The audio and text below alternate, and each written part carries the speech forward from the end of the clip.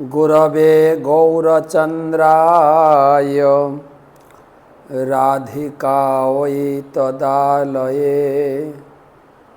कृष्णाय कृष्णभक्ताय तद्भक्ताय नमो नमः। वन्देऽहं श्रीगुरो श्रीयुतपदकमलं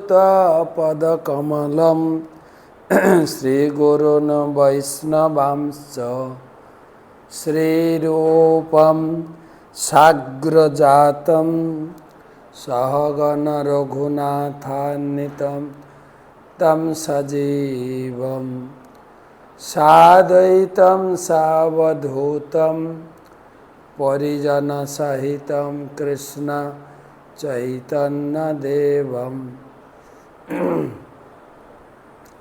श्रीराधा कृष्णपादान् सहगण ललिता श्रीविशाखान्वितांश्च नमो ॐ विष्णुपादाय कृष्णप्रेष्ठाय भूतले श्रीमते भक्तिवेदान्त स्वामिनिति नामिने। नमस्ते सारस्वती देवे गौरवाणी प्रचारिणे निर्विशेष शून्यवादी पाश्चात्यदेशतारिणे।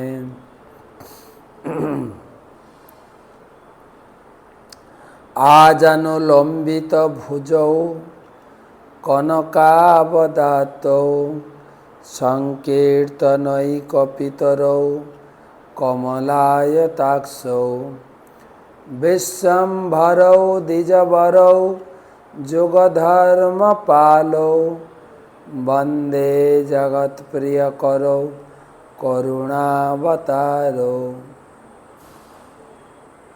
जय श्री कृष्ण चैतन्य प्रभु नित्यानंद श्री अद्वैत गदाधर श्रीवासदि श्री गौर भक्तबिंद। हरे कृष्ण कृष्ण कृष्ण हरे हरे, हरे राम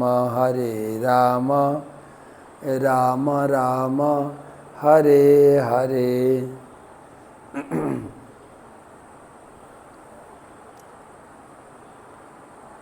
ओम नमो भगवते वासुदेवाय।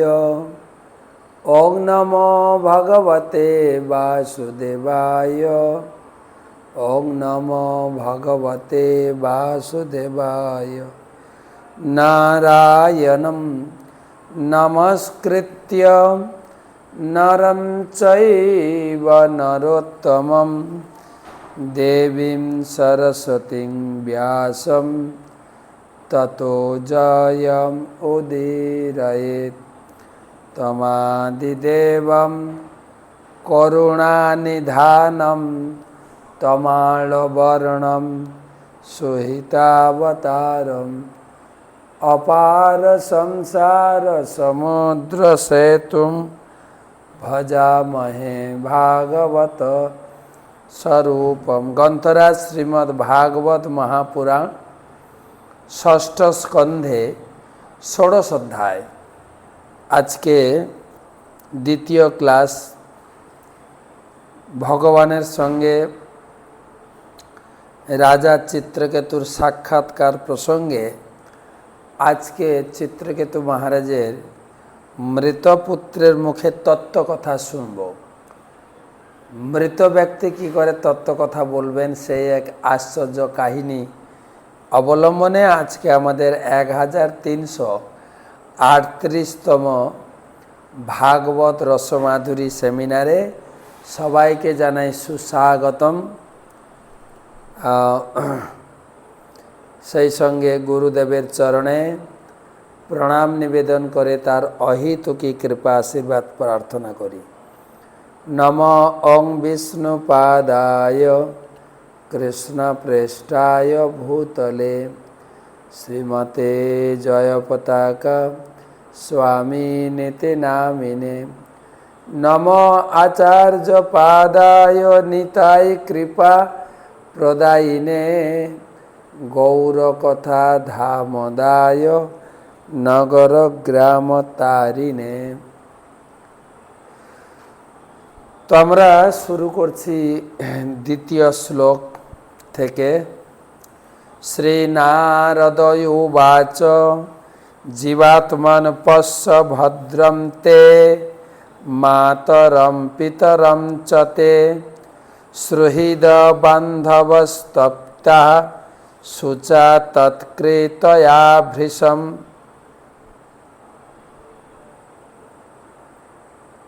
জীবাত্মন পশ্য ভদ্রম তে মাতরম পিতরম চ তে সুহৃদ বান্ধবস্তপ্তা শুচা তৎকৃতয়া ভীষম। শ্রী নারদ মুনি বললেন, হে জীবাত্মা, তোমার মঙ্গল হোক।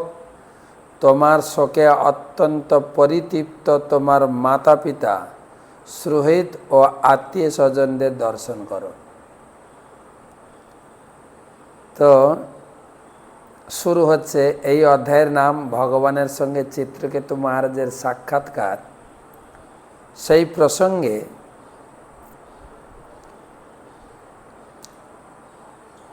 আজকে এর আগের অধ্যায়ে আমরা শ্রবণ করেছি চিত্রকেতু মহারাজের একমাত্র পুত্র বিয়োগে চিত্রকেতু মহারাজ এবং তার স্ত্রী, সমগ্র পরিবার, সমগ্র রাজ্য অত্যন্ত শোকাভিভূত। এবং চিত্রকেতু মহারাজ মৃতপুত্রেরকে জড়িয়ে ধরে তিনিও প্রায় মৃতপ্রায় হয়ে গেছে। আর সেই সময় তার রাজ্যে, তার সেই রাজভবনে অঙ্গিরা ঋষি এবং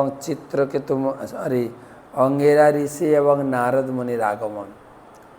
তো আগের অধ্যায়ে অঙ্গিরা ঋষির উপদেশ আমরা শুনেছি। অঙ্গিরা ঋষি বললেন, হে রাজন, এই পুত্রের সঙ্গে আপনার কি পরিচয়? আগে ছিল না, এখন কিছুক্ষণ আছেন, তারপরে চলে গেছে। সে তো, তার সঙ্গে তোমার পরিচয়ও ছিল না, আর পরবর্তীকালে তার সঙ্গে পরিচয় থাকবেও না। তো সেই সঙ্গে ভগবানের সঙ্গে যে নিত্য সম্পর্ক, সেই সম্পর্ক তৈরি করুন। পুত্রের অনিত্য ঘর বাড়ি, রাজ্য, সংসার, পরিপাট সব তো একদিন আপনাকে পরিত্যাগ করতেই হবে। তো সুতরাং চিত্রকেতু মহারাজ অঙ্গিরা ঋষির আলোচনাতে তিনি কিছুটা জ্ঞানালোক পেয়েছেন। তিনি জিজ্ঞাসা করছিলেন যে আপনারা কারা?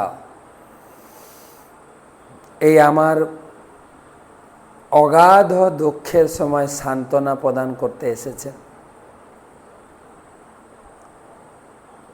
আপনারা মহান ব্যক্তিত্ব, ধারে ধারে ঘুরে আমাদের মতো এই গৃহ শৃঙ্খলে আবদ্ধ ব্যক্তিদের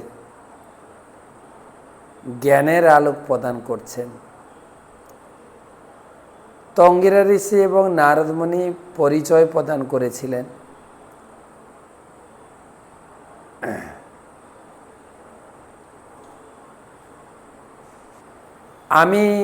অঙ্গিরা ঋষি বলছেন,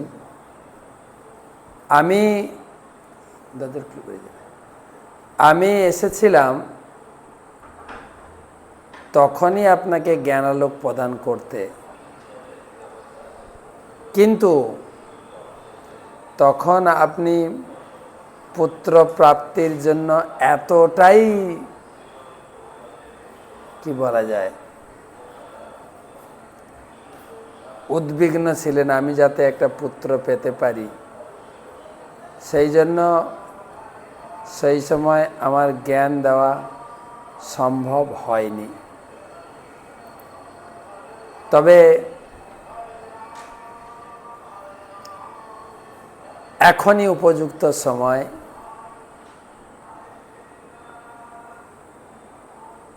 তাই এখনই সেই জ্ঞান দিচ্ছি। আর আমার সঙ্গে আছেন ব্রহ্মার মানসপুত্র শ্রী নারদ মুনি। তো সেই নারদ মুনির কথা এখন শুনবেন। নারদ মুনির কথা শোনার জন্য তিনি তৈরি হয়েছেন। আর নারদ মুনি নিজে কিছু বলবেন না, তিনি কিছু নিজে বলবেন না, তিনি তার পুত্রকে দিয়ে কথা বলাবেন। যে মৃত পুত্র চলে গেছেন, নারদ মুনি তার ঐশী শক্তি দিয়ে তিনি সেই মৃত পুত্রকে বাঁচিয়ে দেবেন।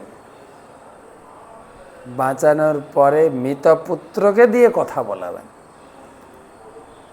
তো সেই মৃত পুত্রের বক্ষে হস্ত রেখে নারদ মুনি বলছেন, তুমি কেন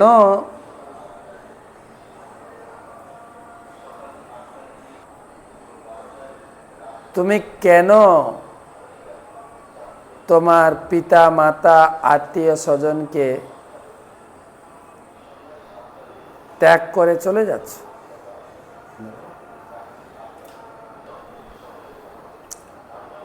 তোমার পিতা মাতা আত্মীয় স্বজন আমাদের সকলকে ত্যাগ করে তুমি চলে যাচ্ছ কেন?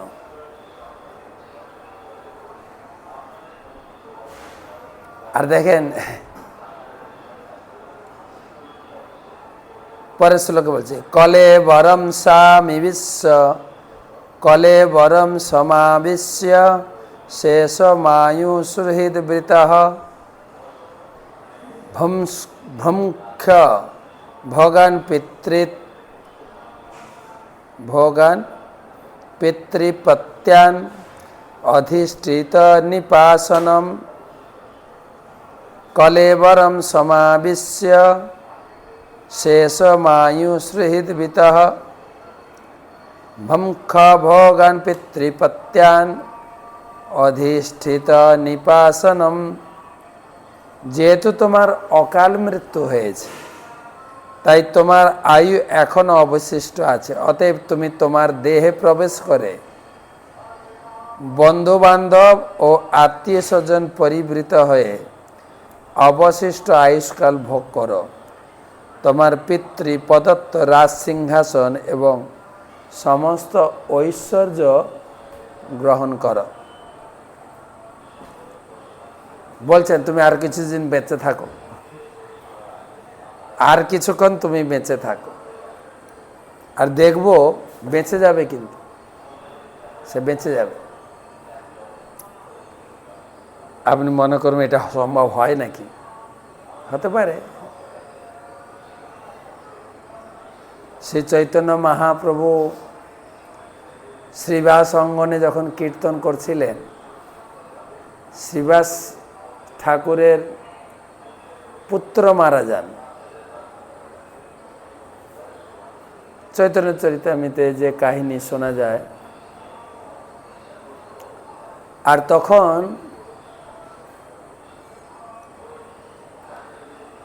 মহিলারা এই পুত্র বিয়েকে কান্না শুরু করেছেন। শ্রীবাস ঠাকুর কান্নার শব্দ শুনে ভিতরে গিয়ে জিজ্ঞাসা, কি হয়েছে? কান্নার কারণটা কি? বলছে ছেলে মারা গেছে। শ্রীবাস ঠাকুর বললেন, সে কি বাড়িতে স্বয়ং লক্ষ্মীপতি ভগবান নারায়ণ চৈতন্য রূপে আমাদের বাড়িতে নৃত্য করছেন, হরিনাম সংকীর্তন করছেন? তো আমাদের তো কোনো অমঙ্গল হতে পারে না। তো তোমরা চুপ করো, যা হয়েছে হয়েছে, চুপ করো। সেটাকে চুপ করে থাকার পরিস্থিতি বলেন? মহিলারা কান্না কান্না কান্না কান্নাই করছে। তখন শ্রীবাস ঠাকুর খুব কড়া করে বললেন, তোমরা যদি কান্না না বন্ধ করো, আমাদের প্রভুর কীর্তনে বাধা হবে, সেটা আমি সহ্য করতে পারবো না। প্রভুর অসন্তোষজনক কার্য আমি কিছু করতে পারবো না। আমরা তো সেটাই শিখছি, ভগবান কৃষ্ণের সন্তুষ্টি বিধানের জন্য সব কিছু করো। গীতায় ভগবান বলছেন, যজ্ঞার্থাৎ কর্মণহনত্র লোকয়ম কর্মণ, যাতে ভগবানের সন্তুষ্টি হয়, গুরু বৈষ্ণবের সন্তুষ্টি হয়, সেই উদ্দেশ্যে আমাদের কাজ করতে হবে। তাই শ্রীবাস ঠাকুর বললেন, তোমরা প্লিজ কান্না বন্ধ করো। যদি তোমরা কান্না বন্ধ না করো, পুত্র তো গেছে, এবারে আমি গঙ্গায় ঝাঁপ দিয়ে আত্মহত্যা করব। লক্ষ্মীপতি নারায়ণ যেখানে আমার গৃহে কীর্তনে মগ্ন হয়েছেন, আনন্দ আস্বাদন করছেন, তার কীর্তনে বিঘ্ন হোক, সেটা কখনো সহনীয় নয়। সবাই কান্না থামিয়ে দিয়েছেন। কান্না থামালে ভিতরে যে পুত্রবিয়োগের ব্যথা করে করে খাচ্ছে। মহাপ্রভু তো অন্তর্যামী। মহাপ্রভু বলেন, শ্রীবাস, আজকে যে কি হলো কীর্তনে, আমি তেমন আনন্দ পাচ্ছি না। তোমার ঘরে কি কিছু অঘটন ঘটেছে? শ্রীবাস বলে, না প্রভু, যার নাম স্মরণ করলে জীবের মঙ্গল হয়, সেই মঙ্গলপতি ভগবান আপনি আমার গৃহে রয়েছেন, আপনার চরণ দুখানা আমার গৃহে রয়েছে, সেখানে কোনো অমঙ্গলের প্রশ্ন আসেনি। তো মহাপ্রভু একটু জোর করে ভিতরে চলে গেলেন, দেখলেন পুত্র মারা গেছে, পুত্রকে ঘিরে মহিলারা কান্না করছে। মহাপ্রভু বলেন, শ্রীবাস, তোমার পুত্র মারা গেছে, তাও তুমি আমাকে জানাওনি। শ্রীবাস বলেন, প্রভু, পুত্রের কি কথা, আপনার সন্তুষ্টি বেদনা, আপনি স্বয়ং হরিনাম সংকীর্তনে যে আনন্দে মত্ত হয়েছেন, তার বিঘ্ন হেতু আমি কোনো কিছু সহ্য করতে পারি না। শতপুত্র মারা যাক, আপনার কীর্তনে যেন বিঘ্ন না হয়। মহাপ্রভু বললেন, আমার প্রতি যে তোমার এত নিষ্ঠা, আমি তোমার কাছে বিক্রি হয়ে গেলাম। তুমি আমার খুব প্রিয়। তুমি শুধু না, তোমার বাড়ির সকলে, এমনকি তোমার বাড়ির কুকুর বিড়ালও আমার খুব প্রিয়। তুমি আমাকে কিনে নিয়েছো ভক্তি। তো মহাপ্রভু শিশুর বুকে হাত দিয়ে বলছেন, শিশু, তুমি কেন পিতা মাতাকে ছেড়ে চলে যাচ্ছ?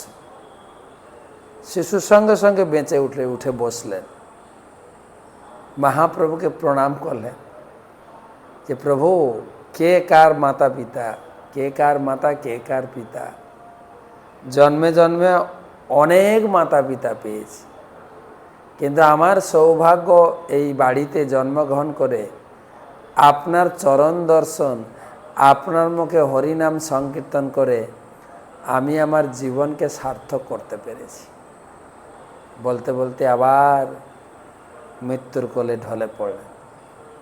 তো এখানেও দেখব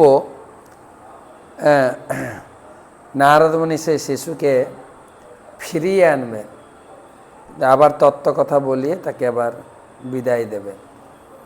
তো শ্রীবাসের মৃত পুত্রের মুখে তত্ত্ব কথা শুনে সেখানে সমবেত ভক্তমণ্ডলী তারা যে এই সংসারে অনিত্যতা ক্ষণস্থায়ী উপলব্ধি করেছিলেন।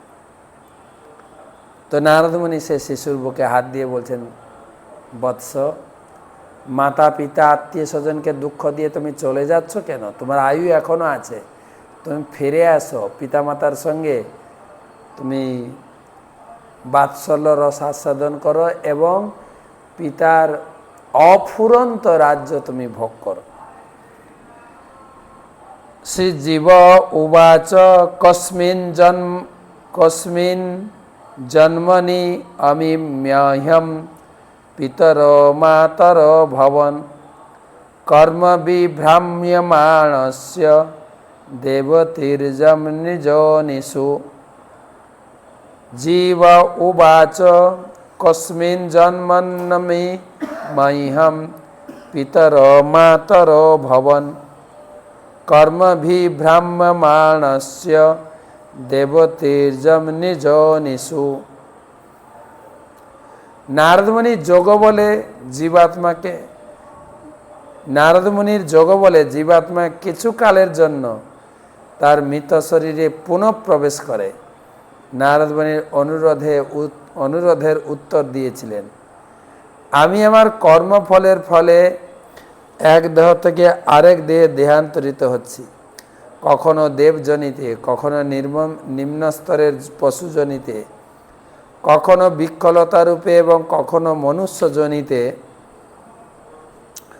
ভ্রমণ করছি। অতএব কোন জন্মে এরা আমার মাতা পিতা ছিলেন?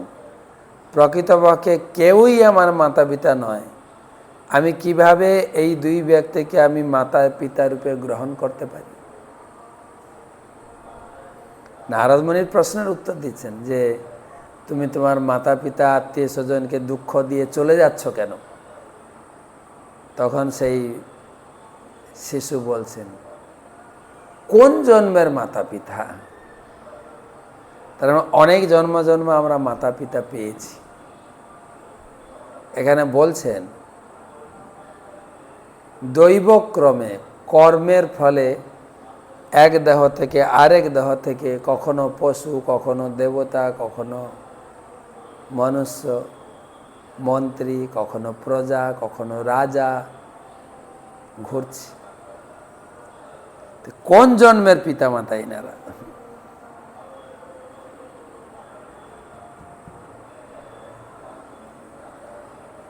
এই জগতে আসতে গেলে একটু পিতামাতার প্রয়োজন, সে পশু পাখি হোক, মানুষ হোক, জলজন্তু হোক, মাতা পিতা লাগে।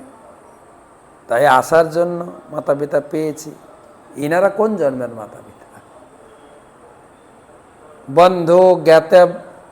বন্ধু জ্ঞাতরি মধ্যস্থ মিত্র উদাসীন বিদ্বিষ সর্ব এব হি সর্বেষাম ভবন্তি ক্রমশো মিথঃ।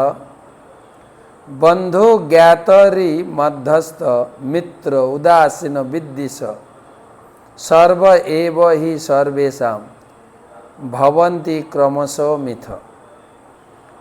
সমস্ত জীবদের নিয়ে নদীর মতো প্রবাহমান এই জড়জগতে সকলেই কালের প্রভাবে পরস্পরের বন্ধু, আত্মীয়, শত্রু, নিরপেক্ষ, মিত্র, উদাসীন, বিদ্বেষী আদি বহু সম্পর্কে সম্পর্কিত হয়।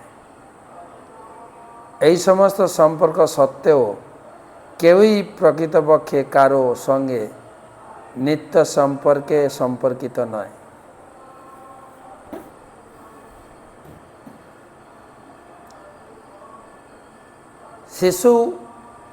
মৃত শিশু প্রাণ ফিরে পেয়ে উত্তর দিচ্ছে, নদীর প্রবাহে যেন কাষ্ঠে লাগে তীরে। নদীতে দেখবেন খড়কুটা ভেসে যাচ্ছে, কোথাও যদি একটু তীরে কোনো আশ্রয় পেয়ে আটকে যায়, সেটাই বলছেন। নদীর প্রবাহের মতো এই জগতে পরস্পরের বন্ধু, আত্মীয়, শত্রু, নিরপেক্ষ, মিত্র, উদাসীন, বিদ্বেষী বহু সম্পর্কে সম্পর্কিত। কিন্তু এগুলো নিত্য সম্পর্ক নয়। আবার যখন জলের একটু জোরে তাড়ন আসবে, সব ভেসে যাবে। আর হচ্ছেও তাই। আমি এই জলের প্রবাহমান আপনারা জানবেন 2012 সালে যখন চার ধাম উত্তরাখণ্ড, কেদারনাথ, বদ্রীনাথ, গঙ্গোত্রী, যমুনোত্রী যখন ধস নেমেছিল, হড়পাবান বন্যা হয়েছিল, কত বড় বড় পাহাড় পর্বতে ধস খেয়ে নদীর স্রোতে জলের তাড়নায় ভেসে গেছে। দেখছিলাম একটা ছোট ভিডিও ক্লিপ, যে তারা চার ধাম দর্শনে গিয়েছিলেন একটা ফ্যামিলি, বেশ কয়েকজন, একটা ফ্যামিলিতে প্রায় 7 জন না 8 জন ছিলেন। তারা ছোট্ট একটা নদী, একদম গোড়ালি জল বলতে গেলে, হাঁটু জলও না, গোড়ালি জল। তারা নদীর ওপারে ছিলেন, ঝিরঝির করে বৃষ্টি হচ্ছে, পাহাড় থেকে নামছিলেন, নদীটা পেরিয়ে এপারে আসবেন, হঠাৎ জল একটু বাড়তে শুরু করলো। বাড়তে বাড়তে নদী পেরোচ্ছিলেন, হাফ লোক পেরিয়ে গেছে, 4টে লোক ধীরে ধীরে পেরোচ্ছিল। জল বাড়তে থাকলো, বাড়তে থাকলো, বাড়তে থাকলো, আর নদীর এপার থেকে, নদীর পাড় থেকে আজা আজা আজা এরকম ডাক মারছে, আজাও। চোখের সামনে জলের তলে ভেসে গেল 4 জন। দেখেন নদীর প্রবাহে যেন কাজটা লাগে তীর। আর তাছাড়া তো এই যে এখন বর্ষাকাল চলছে, বন্যাতে দেখবেন কিরকম ভেসে যাচ্ছিল। তো এটা তো নদীর স্রোত দেখছে, ঠিক এরকম জন্ম মৃত্যুর চক্র। সত্যযুগে তবু আয়ুষ্কাল বড় ছিল, একটু জড় জগতে একটু আনন্দ ফুর্তি করা যেত। এখন তো মাত্র 60-70 বছর, জন্মগ্রহণ করে পায়ে দাঁড়াতে দাঁড়াতে 3 বছর লেগে যায়, আর ইনকামের পায়ে দাঁড়াতে 25-30 বছর লেগে যায়। তার বেশ শখ করে বিয়ে, বাঙালির বিয়ে করার পর একটা বাড়ি লাগবে, বাড়ি প্রায় তৈরি, টাকা জোগাড় করতে চাকরি খতম, রিটায়ার্ড। তখন তো দেখা গেলো ছেলে মেয়ে ঠিকভাবে প্রতিষ্ঠিত হয়নি, মেয়ের বিয়ে হয়নি, ছেলে চাকরি পায়নি, সেই অবস্থা ছাড়তে হয়। আর এই চিন্তা করতে করতে ব্যাস এই জগৎ থেকে বিদায়। কি যে সংসারের ভোগ, মানে জীবনটা যে ক্ষণস্থায়ী উপলব্ধি করা যায়। তারপরে এই শাস্ত্র অধ্যয়ন, আর যেভাবে মিডিয়া মেসেজ, লোক কিভাবে মরছে, তাতেই মোটামুটি একটা উপলব্ধি হয়ে গেছে জীবনটা ক্ষণস্থায়ী, খুব ক্ষণস্থায়ী। তাই প্রভুপাদ এই জড় জগতে আমাদের অভিজ্ঞতার মাধ্যমে দেখতে পাই, আজ যে বন্ধু কাল সে শত্রুতে পরিণত। শত্রু অথবা মিত্র অথবা আপন পর, এ সম্পর্কগুলি ক্ষণস্থায়ী। গত অধ্যায়ের, মানে আগের অধ্যায়ের লিঙ্ক করে আমি বলছিলাম যে এই ছেলে মেয়ে জন্মগ্রহণ করে কত আদর যত্নে ভালোবাসায় বড় হচ্ছে, আর যখনও আরেকটা ছেলে মেয়ের পাল্লায় পড়ছে, সঙ্গে সঙ্গেই বাবা মার সঙ্গে, আত্মীয় স্বজনের সঙ্গে সম্পর্ক ছিন্ন করছে, মুহূর্তের মধ্যে সম্পর্ক ছিন্ন। কিরকম পরিস্থিতি!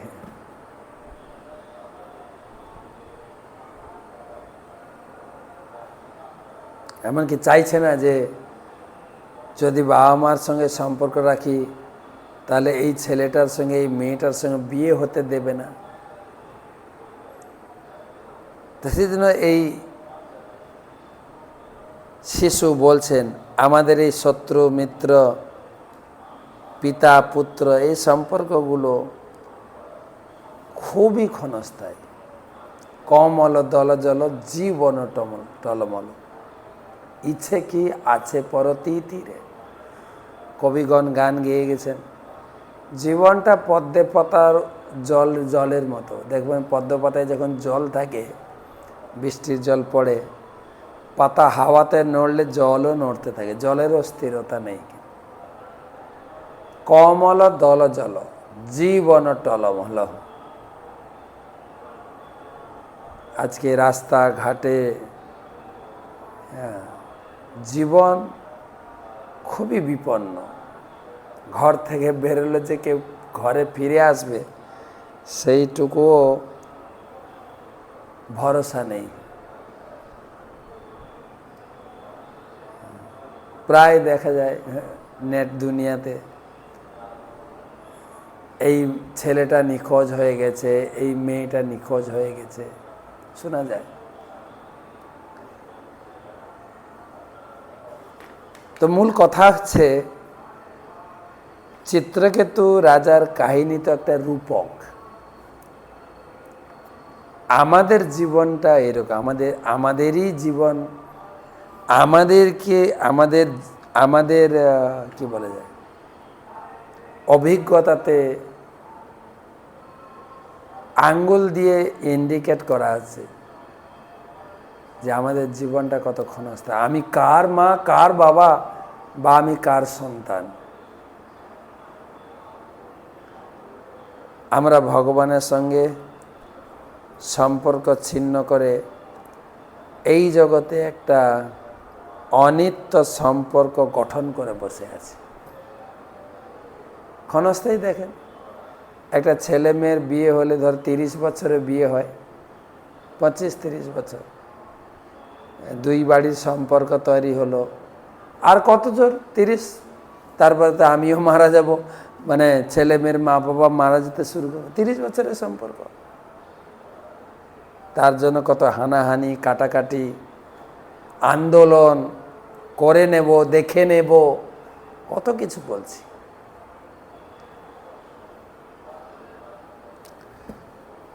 অতএব নিত্যতত্ত্ব করুণ সন্ধান। এই সমাজ, তারা পরিবারে থাকতে তো হবেই, পরিবারে অবশ্যই থাকবে, কিন্তু এইভাবে থাকলে ভালো যে এই ছেলে মেয়ে বড় হলে এরা আমাকেও ত্যাগ করবে, আর ওরা আমাকে ত্যাগ করবে, আমিও ওদের ত্যাগ করে আমাকে চিতায় উঠে শ্মশানে যেতে হবে। শ্মশানে গিয়ে চিতায় উঠতে হবে, কিছু করার নেই। ঈশোপনিষদে বলা আছে ঈশাবাস্য ইদম সর্বম যৎকিঞ্চাৎ জগতাং। এই জগতে যতটুকু সম্পর্ক রাখা দরকার ততটুকুই রাখো। মূল সম্পর্ক তো ভগবান। সম্পর্ক ভগবানের সঙ্গে গড়ে তুলতে হবে, তাহলে জীবনটা আনন্দময়। ওং পূর্ণমদ পূর্ণমিদং পূর্ণাৎ পূর্ণমুদচ্যতে পূর্ণস্য পূর্ণমাদায় পূর্ণমেবা অবশিষ্যতে। বেদে ঈশোপনিষদের আবাহন মন্ত্রে বলা হচ্ছে ভগবান পূর্ণ, তিনি এই জগৎটা যে সৃষ্টি করেছেন জগৎটাও পূর্ণ। আমরা ভগবান থেকে সৃষ্টি হয়েছি, আমরাও পূর্ণ। তিনি এত কিছু পূর্ণতা সৃষ্টি করেও তিনি পূর্ণরূপে রয়েছে। তো আমাদের জীবনের অপূর্ণতা কেন? সবসময় একটা অপূর্ণতা অনুভব করি। আমি ছেলে, যদি একটু বিয়ে করতাম মানে পূর্ণ হবে, বা মেয়ে একটু ছেলে, বা আমাদের স্বামী স্ত্রী একটা বাচ্চা হলে পূর্ণতা হবে। সবাই এরকম পূর্ণতা আশা করছে, কিন্তু বেদে বলা হয়েছে পূর্ণতার জন্য লাগবে পূর্ণের সঙ্গে নিজেকে যুক্ত হতে হবে। যদি আমরা পূর্ণ ব্রহ্ম ভগবান শ্রীকৃষ্ণের সঙ্গে জ্ঞানের মাধ্যমে, ভক্তির মাধ্যমে, সেবার মাধ্যমে নিজেকে লিঙ্ক করি, তবে পূর্ণতা প্রাপ্ত। না হলে অপূর্ণ থেকেই যাবে। যেরকম চিত্রকেতু মহারাজ, তা এত রাজ্য বৈভব, 1 কোটি স্ত্রী পুত্রও প্রাপ্ত হলেন, জীবনের পূর্ণতা প্রাপ্ত হলেন না। তাই ভাগবতমের এই শিক্ষা থেকে আমরা এইটা অনুভব করতে পারি, পূর্ণতা প্রাপ্তির একটাই মার্গ হচ্ছে যে যেখানে থাকি সেই অবস্থান থেকে ভগবানের সঙ্গে নিজেকে যুক্ত করি। যেরকম লাইট জ্বলছে, ফ্যান চলছে, এর কানেকশান কিন্তু পাওয়ার হাউসের সঙ্গে যুক্ত। ঠিক আমরাও পাওয়ার হাউসের সঙ্গে যুক্ত হলে তবে পাওয়ার পাব। পাওয়ার হাউস হচ্ছেন সমস্ত শক্তির উৎস ভগবান। যখন প্রহ্লাদ মহারাজ তিনি তার বাবা তাকে বলছেন, প্রহ্লাদ তোর মৃত্যুর জন্য আমি এত কিছু যোজনা করছি, তুই মরছিস না কেন? কোথা থেকে শক্তি পাচ্ছিস? প্রহ্লাদ মহারাজ উত্তর দিয়েছেন, পিতাশ্রী আপনি যেখান থেকে শক্তি পান আমিও। শক্তি তো এক জায়গা থেকেই আসে, কিন্তু আপনি শক্তির অপব্যবহার করছেন। আমি শক্তির ব্যবহার করছি ভগবানের সেবায়, নারায়ণের সেবায়, বিষ্ণুর সেবায়। তো সেই জন্য যদি আমরা পূর্ণ আনন্দময়, পূর্ণ ব্রহ্ম, নমামি ঈশ্বরম সচ্চিত আনন্দরূপ, আনন্দময় ব্রহ্ম ভগবানের সঙ্গে নিজেকে যুক্ত করলে তবে জীবনটা পরিপূর্ণ হবে, জীবনটা আনন্দময় হবে। শুভরাত্রি।